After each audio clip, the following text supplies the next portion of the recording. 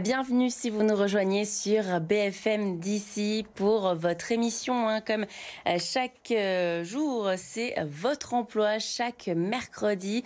Alors on va commencer comme d'habitude avec le chiffre du jour.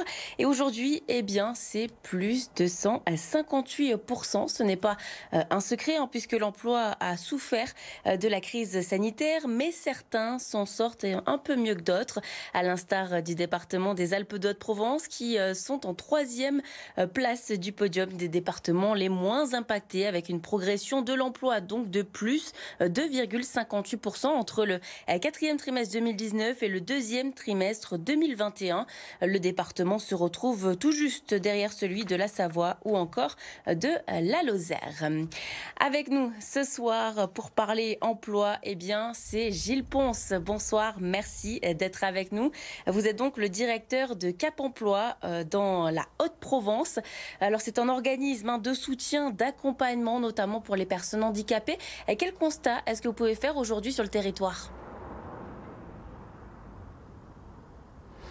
Écoutez, effectivement, nous sommes vraiment dans une phase ascendante de l'emploi. Nous avons eu des chiffres 2021 identiques à ceux de l'an dernier en termes de placement de personnes handicapées dans les entreprises et dans le secteur public. Quels sont les secteurs justement où vous constatez une hausse finalement de cet emploi ? Alors, on reste sur les mêmes secteurs que les années précédentes. Notre activité n'a pas du tout été impactée par la crise en 2020-2021, la crise sanitaire. Donc, nous restons actifs dans le placement, dans le secteur du commerce, de la grande distribution, dans le secteur tertiaire. Tout ce qui est les métiers du secrétariat embauchent beaucoup. Les métiers de la comptabilité embauchent beaucoup de personnes reconnues travailleurs handicapés. Donc, ce sont vraiment des métiers cibles pour le reclassement des personnes qui ont eu des soucis de santé et qui sont en phase de rétablissement.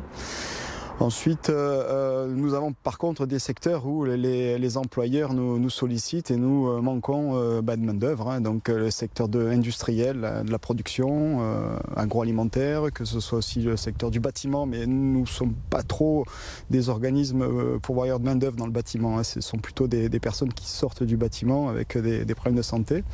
Et le transport aussi, on entend beaucoup parler de pénurie de main-d'œuvre dans ces secteurs, hôtellerie, restauration, bien entendu, même si il semblerait que ça se porte pas trop mal dans les Alpes-de-Provence et dans les Hautes-Alpes, le secteur de la saisonnalité, quoi. Alors comment ça se passe lorsqu'une personne se tourne vers vous ? Est-ce que vous regardez justement les besoins du territoire pour trouver peut-être une formation adaptée pour l'orienter au mieux ? Bien sûr, ce qui se passe depuis 3-4 ans, il y a un gros travail, un gros investissement de fait par l'État et le Pôle emploi sur la formation, un gros investissement de fait sur le développement des compétences des demandeurs d'emploi. Et donc au niveau départemental, l'ensemble des acteurs du service public de l'emploi, le Pôle emploi, la région, la mission locale, le Cap emploi travaillent sur l'élaboration de catalogues de formation à destination des demandeurs d'emploi et reconnus travailleurs handicapés bien sûr, en ce qui nous concerne. Mais voilà, nous travaillons ensemble à développer des catalogues pour répondre aux besoins des entreprises. Et actuellement, nous travaillons aussi directement avec les entreprises in situ pour former des demandeurs d'emploi en vue de signer un contrat juste à l'issue de la formation. Donc ce sont des formations très professionnelles, très professionnalisantes de 3 mois maximum et avec directement un contrat de travail à la clé. Je pense à l'industrie cosmétique, senteur, saveur qui est très opérationnelle sur ce type de process de recrutement avec le Pôle emploi. Et quel est le profil finalement des personnes qui se tournent vers vous ? Est-ce qu'il y a beaucoup de personnes qui sont en reconversion par exemple ? Alors, en ce qui concerne le Cap emploi, bien sûr, notre public est exclusivement réservé, composé de personnes reconnues travailleurs handicapés, donc qui, pour 75-80%, nécessitent un reclassement vers un autre métier qu'exerçaient précédemment, bien sûr, tout à fait. Donc, ce sont des personnes qui sont reconnues travailleurs handicapés par la maison départementale des personnes handicapées. Ça, c'est partout en France, le process est le même. Et nous les accueillons directement au Pôle emploi depuis l'année 2020.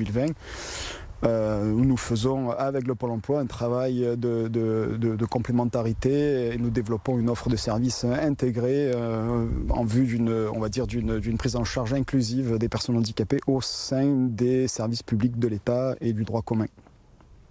Parce qu'il y a un accompagnement pour trouver justement ce travail, mais il y a également un accompagnement, du soutien aussi, c'est ça pour ces personnes qui peut-être ont besoin de soutien aussi psychologique?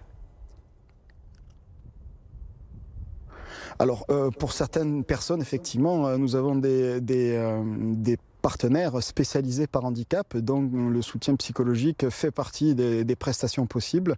Nous avons des partenaires spécialisés sur la déficience visuelle, la déficience auditive, le trouble psychique, et donc effectivement l'accompagnement d'une personne reconnaître travailleur handicapé vers l'emploi prend 12 à 18 mois en vue d'un rétablissement et en vue de l'identification d'un métier, d'une formation adaptée à son handicap, tout à fait. Et quels sont les retours que vous avez des personnes qui se sont tournées vers vous, qui ont trouvé un emploi sur le territoire? Quel est un petit peu le retour, le ressenti que vous avez, vous? Alors, c'est difficile, c'est difficile. Nous avons quelques retours de personnes très satisfaites. Nous avons des mails de remerciements. Nous avons envoyé il y a quelques années, nous avons fait une enquête de satisfaction. Mais bon là, c'était très intéressant. On est à plus de 80% de taux de satisfaction.